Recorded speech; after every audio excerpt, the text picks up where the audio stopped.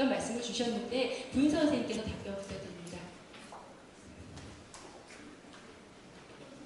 현미약품 개발팀에서 근무하고 있는 구인서라고 하고요.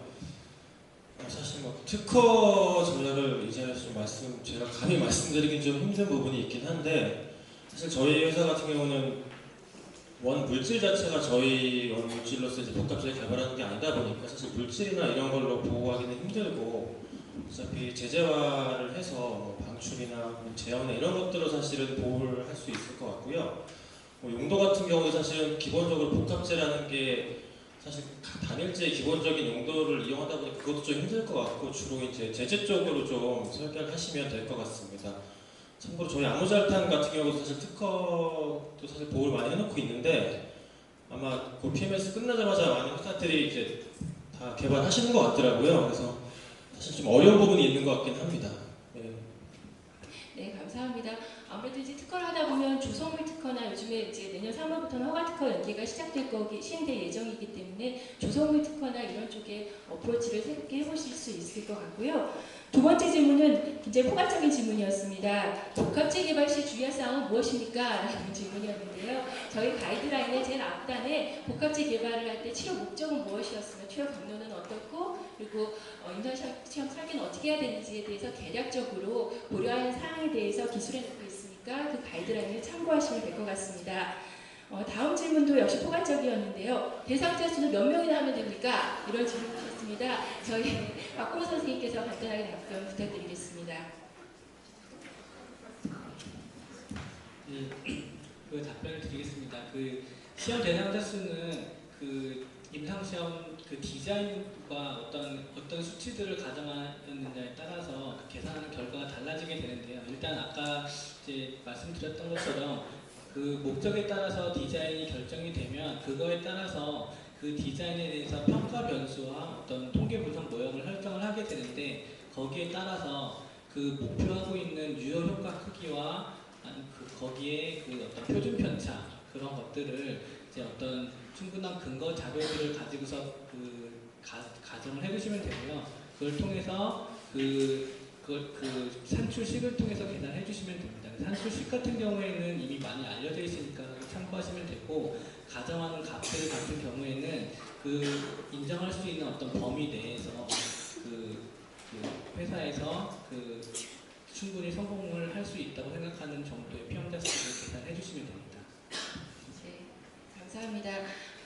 네 번째 질문은 판매 중인 약의 복용량을 2캡슐에서 1캡슐로 변경할 때 몇 쌍의 임상 시험을 해야 됩니까? 5mg 2캡슐을 먹었는데 그거를 한 캡슐로 바꾸려고 할 때 어떤 자료를 제출해야 합니까? 라는 질문이고요. 임수 선생님께 대답 부탁드립니다.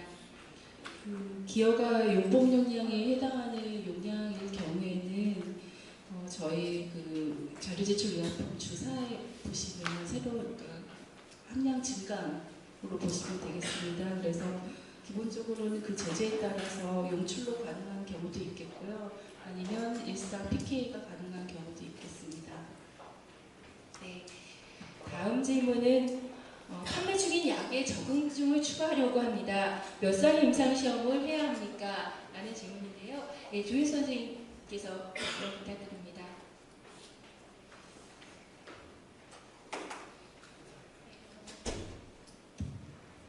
예, 저는 종근당 제품개발팀에 근무하는 조인숙이라고 하고요. 방금 질문 주신 사항에 대해서는 워낙에 그 케이스에 따라서 결정이 되어야 하는 거라서 지금 한마디로 답변을 드리기는 좀 어려운 질문인 것 같고요. 우선 기본적으로 3상 임상 시험은 들어가야 할 것 같고, 그 제품의 특성이나 추가되는 적응증에 따라서 나머지 임상들은 고려가 별도로 되어야 할 것 같습니다. 네.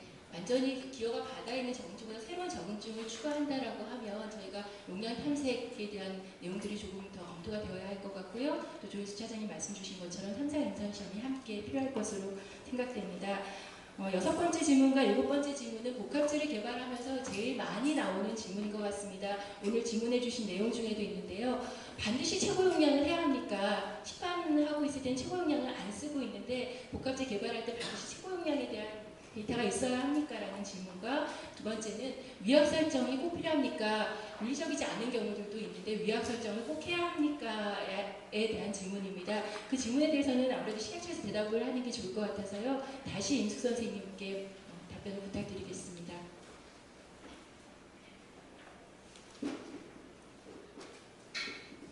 네, 아까 가이드라인 설명 드릴 때 좀 강조해서 말씀을 드렸는데요. 그 용량 결정할 때 최고 함량은 사실 이제 그 질문은 이상 용량 결정 시험이었던 것 같은데 그 팩토리얼 디자인에서 반드시 최고 함량을 포함시켜야 하느냐에 대한 질문이거든요. 그런데 이거는 이제 여러 복합재 중에도 특별하게 고혈압 복합재에서 많이 이제 적용되는 디자인은 요인설계 디자인이었고 최고 함량 복합재 그 병용 투여에서 안전성 이슈가 있을 경우에는 최고 함량은 제외하고 나머지 용량으로 요인설계가 가능하다라는 답변 드리고요. 그다음 위약분 설정을 반드시 해야 하는지에 대한 부분도 그 시험의 완전성, 그 시험의 완결성을 위해서는 이 위약분 설정이 일반적으로 권장이 되지만 그 위약분 설정으로서 이제 위약분 자체가 안전성에 우려가 있을 경우에는 이제 제외가 될 수도 있다라는 부분 아까 설명을 드렸었습니다. 네. 최고 용량에서 안전성이 우려될 때 상용량을 고려할 수 있다는 것과 그리고 그 내적 타당도라고 얘기하죠. 내적 타당도를 위해서 이 위약분이 필요한 경우들이 있지만 윤리적으로 문제가 있을 때는 케이스 바이 케이스로 검토할 수 있다는 답변이었습니다. 예. 복합 좀 쉬운 질문을 넘어갈까 굉장히 진지하셔서 복합재 임상 가이드라인 언제 발간됩니까? 제가 아마 다음 주에 여러분들께 이 오늘 요약해서 발표드렸던 내용들을 아마 의견조회가 나갈 것 같습니다. 그때 가이드라인이 그래도 저희가 굉장히 Q&A까지 담아서 정말 많이 나오는 질문에 대한 Q&A까지 여기 계신 분들이랑 함께 답을 작성해봤습니다. 여러분 검토하시고 많은 의견들 부탁드리고요. 최종 가이드라인은 10월 마지막 정도에 나갈 예정입니다. 다음으로는 아까 계량신약에 대한 그 제언을 한의약품에서 해주셨는데요. 동일하게 비슷한 시기에 이제 굉장히 비슷한 프로파일들로 많이 그러니까 파이프라인들을 많이 개발하고 계시죠. 그럴 때 처음에 먼저 서브미션 하는 곳만 계량신약 주의를 받는 것은 굉장히 불합리해 보인다라는 의견이 있었습니다. 이런 부분들이 향후 개선될 가능성이 있는지에 대해서 질문을 해주셨고요. 앉아 계신 분들이 이렇게 고개를 끄덕거리고 동의해 주시는 분이 계신데 그 대답은 의약품 심사조정과의 도의정 선생님께 듣도록 하겠습니다. 저희가 계량신약을 인정을 할 때는 기존에 2009년에 처음에 인정을 할 때에는 처음 이제 도입되는 계량신약의 신규성이라든지 진보성이라든지 기존의 품목과의 차별성에 그 가치를 많이 두어가지고 계량신약을 인정하고 있었습니다. 그리고 사실 오늘 제가 발표하면서 느꼈는데 복합재에 대해서 예전에 저희가 계량신약을 인정을 할 때에는 복합재 개발에 대해서 다소 소극적이었고요, 저희가 사실. 근데 지금 오늘 발표를 하는 거를 보면서 많은 장점이 있는 것 같아요. 그래서 저희가 지금 계량신약 인정 범위에 대해서는 지금 4, 5년 동안에 이런 축적된 데이터나 이런 거를 통해 가지고 다시 인정 범위에 대해서는 향후 다시 논의를 해보도록 하겠고, 지금 질문하신 것처럼 개발 단계부터 약간의 시기 차이로 그런 부분에 대해서도 그 논의 사항에 충분히 고려를 해보도록 하겠습니다. 그리고 제가 아까 발표하면서 한 가지 놓친 부분이 있어서 말씀드리는데, 특성화 지원단을 통해 가지고 자문을 신청을 하시는데 이제 회사의 기밀이 포함되어 있을 수 있는 경우에는 실제로 저희가 자문단을 아까 제가 선별적으로 운영을 할 거라고 발표를 드렸었는데, 저희가 외부 자문위원들께 모든 내용을 공개하거나 그렇게 운영을 하지 않을 거고요. 기존에 지금 식약처 내부의 위원을 중심으로 그 내용을 운영을 할 계획입니다. 그래서 회사의 기밀이 유출된다든지 이런 개발 동향이 다른 회사에도 알려진다든지 이런 부분에 대해서는 저희 쪽에서는 충분히 그런 부분은 노출되지 않도록 최대한 차단을 하고 자문 의견을 또 해결 방안을 제시하도록 하겠습니다. 네, 감사합니다. 사실은 그러니까 여러분들이 가지는 이러한 의견들이 우리 의약품 심사부에서도 이제 알고 있는 내용이고요. 저희 지난주에 이제 부장님께서 우리가 계량 신약에 대해서 조금 더 적극적으로 검토해보자는 얘기를 말씀해 주셨어요. 그래서 저희 도의장선생님 답변 주신 것처럼 저희도 적극적으로 검토하고 그다음에 비슷한 시기에 개발되는 제품들이 차별되지 않도록 노력하겠습니다. 다음은 다시 통계에 대한 질문으로 두 가지 질문으로 넘어갈까 하는데요. 첫 번째 질문은 너무 처음 개발하는 거여서 아무 근거를 찾을 수 없는데 그럼 우리가 어떻게 해야 합니까? 아까 이제 박홍 선생님 발표하실 때 이런 내용이 있었죠. 근거 문헌, 가정값의 산출 근거를 제시하지 않으면 보완이 될 수 있습니다. 라는 내용을 발표를 했는데 처음이어서 우리는 근거가 없습니다. 이럴 때 어떻게 하지요? 라는 질문과 두 번째 질문에는 아까 동반 질환의 경우에는 1차 유선 평가 변수까지 두 가지를 설정을 하게 되는데요. 그렇게 두 가지 1차 유선 평가 변수를 설정을 할 때 둘다를 고려해서 평자를 산출해야 하는 건가요? 라는 두 가지 질문이 있었습니다. 답변 부탁드리겠습니다.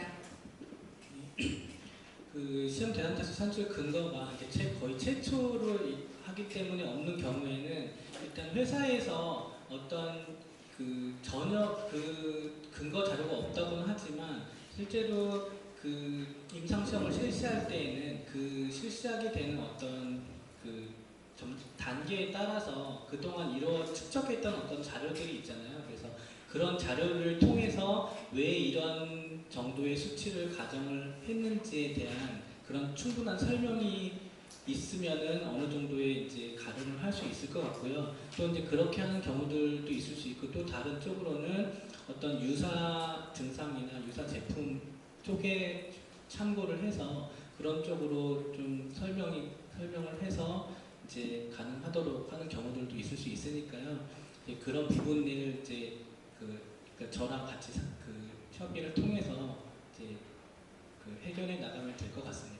그리고 또 한 가지 지금 질문이 두 개의 평가 변수를 동시에 만족해야 되는 경우에 피험자 수 같은 경우에는 그 두 개를 동시에 만족하는 경우에는 어떤 유의 수준에 대한 문제보다는 검정력의 문제에서 검정력 90%를 가정을 하고 피험자 수 산출을 하게 되고요. 그리고 아까 조금 전에 말씀하셨던 것처럼 둘 중에 많은 피험자 수 쪽으로 따라가야 됩니다. 그게 맞습니다. 네, 감사합니다. 다음 질문은 이제 보니까 이렇게 패턴들이 있는 것 같아요. 복합제에서도 고혈압 복합제, 그다음에 지금 이제 동반 질환에 대한 복합제가 활발한 것 같고요. 다시 아까 발표에서 잠깐 있었던 것처럼 3제 복합제가 새로운 트렌드로 다시 많은 제약회사 분들이 관심을 가지고 있는 것 같습니다. 질문은 3제 복합제의 경우에는 아까 저희가 이제 목적에 따라서 유효성 개선, 안전성 개선, 복약 순도 개선의 세 가지를 말씀드렸는데 유효성 개선과 복약 순도 개선 복합제에 모두 해당되는 것 같은데 이 두 가지를 다 고려해서 임상시험을 설계해야 하는 겁니까? 라는 질문이고요. 아무래도 이미 고혈압 2제 복합제와 고지혈 복합제에 대해서 임상시험에 승인을 받은 경험이 있는 한미약품에서 간단하게 답변 부탁드리겠습니다. 복합제를 가장 개발할 때 처음 이제 목적을 사실은 가장 중요하게 생각을 해야 되는데요. 지금 질문하신 것처럼 유효성 개선도 되고 안전성 개선도 같이 된다. 이럴 경우에는 당연히 둘 다 타겟을 해서 임상을 다시 디자인을 짜야 되겠지만 제가 볼 때는 단계적으로 가시는 게 더 전략적으로 맞는 것 같고 두 개를 한꺼번에 입증을 하시기보다는 단계를 밟아서 가는 게 좀 좋을 것 같습니다. 일단 질문이 워낙 좀 추상적이어서 이 정도로만 좀 답변을 해야 될 것 같은데요. 네, 참고로 잠깐 말씀드리면 고혈압 2제 복합제하고 고지혈 복합제는 동반 질환에 대한 임상시험 설계에 대해서 어프로치를 진행을 했었고요. 그 내용들은 저희 홈페이지에 임상시험 계획서 승인 나가 있는 내용들을 좀 더 참고하시면 될 것 같습니다. 다음 질문으로는 비임상 시험 가이드라인이 저희가 이제 올해 7월달에 개정이 돼서 어떤 경우는 최대한 3개월 반복토 독성 시험 자료를 제출하면 되고 제출하지 않아도 되는 임상적으로 충분한 사용 경험이 있는 경우들에 대해서 이제 예외를 두었습니다. 질문은 3개월 반복 투여 독성의 제출 시기에 관한 것입니다. 3개월 반복 투여 독성을 반드시 NTN에 제출해도 되는 것인지 아니면 3장 임상시험 계획서에 전에 제출해야 되는 건지에 대한 질문이고요. 임수 선생님 답변 부탁드리겠습니다. 네, 지금 아까 설명드린 것 같이 다음 달에 이제 복합제 비임상 가이드라인이 나오는데요. 거기에 비임상 시험 시기에 대해서도 내용이 들어 있습니다. 실질적으로 ICH M3R2를 기본으로 작성이 되어 있는데 기여가 단일제 복합제에 대한 그 비임상 시험 독성 시험의 제출 시기에 대해서는 일단 이제 면제에 대한 부분들이 언급이 되어 있고, 그다음에 독성학적 우려가 있을 경우에는 이제 상상이 들어가기 전에 상상 승인 당시에 그 시험 여부가 이제 결정이 되어야 됩니다. 그동안에 저희가 이제 복합제 개발을 해올 때는 국내 개발사들의 좀 빠른 개발을 돕고자 일단 이제 NDA 시점에서 그 프로 허가 시점에서 이제 독성 시험에 대한 자료를 이제 받고 있었는데 그 부분에 대한 이슈가 조금 있어서요. 앞으로 실질적으로 원칙은 상상 승인 당시에 이제 독성 시험에 대한 자료가 제출되어야 하고, 만약에 면제에 해당하는 그런 조성이라고 생각이 될 때에는 상상 승인 단계에서 면제에 대한 그런 사유서를 충분한 입증할 수 있는 자료를 제출하시면 NDA에도 똑같이 면제가 적용이 될 것으로 생각됩니다. 네. 많이들 IND 때 제출하셔야 되는지 NDA 때 제출하셔야 되는지 이제 궁금한 점들이 많고, 또 실제 제도도 진화하고 그리고 과학도 진화하고 있어서 저희가 어떤 정보들이 쌓여가면서 규정들이 조금씩 바뀌고 있는데요. 아까 유 선생님 얘기한 것처럼 저희가 원적으로는 상상 임상 시험 전에, 그러니까 대규모의 사람에게 투여하기 전에 독성학적 우려가 있을 경우에는 반드시 비임상 시험 자료를 내도록 하고 있으니까 개발하실 때 참고하셨으면 감사하겠습니다. 다시 제가 처음에 말씀드렸던 것처럼 최고 역량에 대한 질문들이 제일 많은 것 같아요. 그래서 질문은 복합제 산창 용법 용량에서 최고 역량 투여를 하는데 뭘 기본으로 하는데 안전성이 우려되는 경우에는 상용량 투여를 고려한다고 했습니다. 이런데 최고 역량을 투여해야 하는 임상시험 대상자에 대한 비율이 있습니까? 라는 질문이고요. 그 다음에 두 번째 유사한 질문으로는 그러면 최고 역량이라는 것들의 기준은 무엇입니까? 라는 질문이 두 가지가 다른 회사에서 유사한 질문을 해주신 것 같습니다. 이 대답도 시각적 대답해 주시는 게 좋을 것 같은데요. 선생님. 네, 아까 설명드린 것처럼 그 최고 함량이 언급되는 부분은 이제 돌변질환 복합제일 경우에 이제 해당이 될 것 같은데요. 실질적으로 그 최고 함량이 어느 정도 노출되어야 한다는 특별한 비율이 정해진 건 없습니다. 그러니까 그 통계적으로 피험자 수 산출이 됐을 때 거기에 해당하는 피험자 수는 충분할 것 같고요. 반드시 최고 함량으로 만약에 그 부분에서는 안전성 우려가 있을 경우, 예를 들면 아톨바스타틴 80, 로수바스타틴, 아피노피브레이트, 이제 요즘 이상시지혈증 복합제에서 조금 이런 부분이 이슈들이 많이 있어서 그런데, 그러니까 이제 최고 함량으로 투여했을 때, 그러니까 이상 반응이 이제 좀 높아질 우려가 있다거나 안전성 이슈가 있을 경우에는 그 바로 아래 단계 상용량의 고용량으로 시험을 실시하도록 하고 있습니다.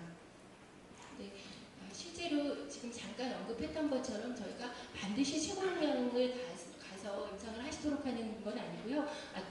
아토바스타틴이나 페노페브레이트의 경우에는 저희가 실제 가장 많이 쓰고 있는 상용량이 어떤 것들에 대한 근거를 가지고 40 또는 20의 경우를 저희가 같이 검토를 하고 있습니다. 지금 나와 있는 아토바스타틴의 최고용량은 80mg인데요. 그 아래 용량에 대해서도 저희가 긍정적으로 검토하고 또 세인 나간 예들이 있습니다. 그러니까 최고용량이라고 되어 있으니까 이거에 대해서 너무 혼자 고민하지 마시고 우리 식약처 의약품 심사부와 함께 논의하시면 저희가 지금 현재 쓰고 있는 상용량에 대한 데이터들이나 그리고 저희가 입증된 내용들 이런 내용들을 검토해서 함께 여러분들과 개발을 지원하도록 하겠습니다. 받은 질문은 여기까지고요. 급하고 조금 쉬느라고 내가 질문을 쓰지 못했는데 한 5분 정도의 시간이 남아있는 것 같습니다. 5시 20분까지 진행하고 마치려고 하는데요. 나 이 질문을 꼭 해야지 오늘 돌아갈 수 있을 것 같은데 라고 생각하시는 분 있으면 질문 부탁드리겠습니다. 고개를 저으시는 분도 계시고 웃고 계시는 분들도 계시고 네, 네, 말씀 주시죠.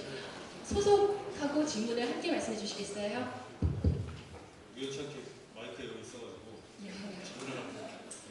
SK케미칼의 윤여준이라고 하고요. 네, 그 이번에 발표 이제 예정인 복합제에 대한 임상 가이드라인은 생약 제재는 지금 해당이 되지 않는 걸로 네, 그렇습니다. 네. 보이는데 그럼 지금 생약제재과에서 지금 사실 여기서 이제 제가 질문을 드리는 건 좀 웃길 수도 있는데 그 생약제재과를 운영하시는 이제 생약제재에 대한 복합제하고 네, 그 심사부를 운영하시는 복합제에 대한 가이드라인이 약간 상충되는 부분이 좀 발생하지 않을 할 수도 있을 것 같은데 네. 그런 거에 대한 혹시 우려라든지 아니면 생약제재과에서도 지금 심사부에서 운영하시는 가이드라인을 좀 따라서 이렇게 끌어오실 건지 네. 별도로 운영하시는 건지 궁금해서 네.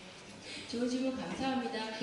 저희가 의견 조회를 하면서 생약제재과의 의견도 충분히 반영을 하도록 하겠고요. 상충되는 부분이 없도록 하겠고요. 식약처에서 나가는 가이드라인들이 서로 상충되는 부분이 없도록 노력을 하겠고요. 기본적으로 이 앞에 가이드라인의 이제 전제에는 저희가 생물학적 제재와 생약제재는 제외한다고 되어 있습니다. 그렇지만 아까 이제 좋은 지적해 주셨던 것처럼 저희가 상충되지 않도록 생약제재과나 그런 의견들을 충분히 받아서 의견을 수렴하도록 노력하겠습니다.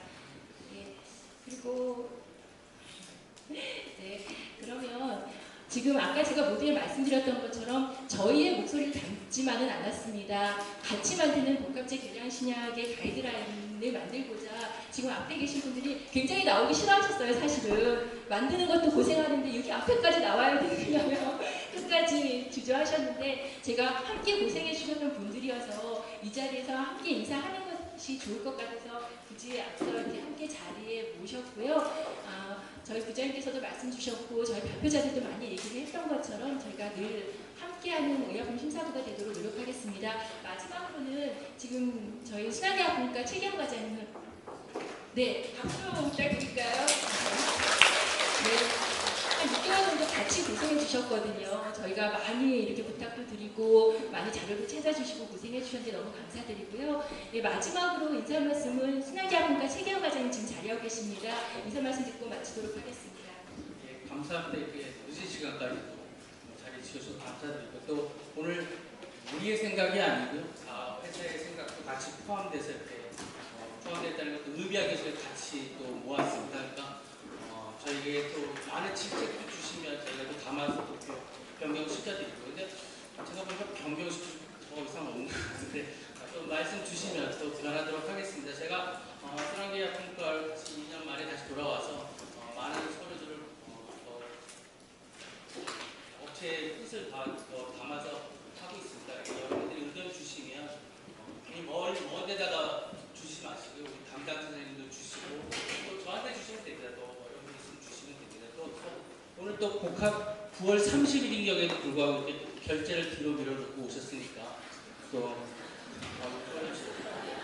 제가 앉아있을 시간이 없어서 나갈 결제를 그리고 오늘 복합제 제일 훌륭하신 우리 임숙 선생님이나 우리 조윤영 선생님 또 승호 선생님까지 이렇게 바쁜 와중에 끌고 왔습니다. 그러니까 우리도 이렇게 적극적이라는 걸 좀 이해해 주시고 오늘 이렇게 바쁜 소화계 약국과 박인숙과에도 오셨습니다. 인사 말씀. 그래도 얼굴 좀 보여주세요.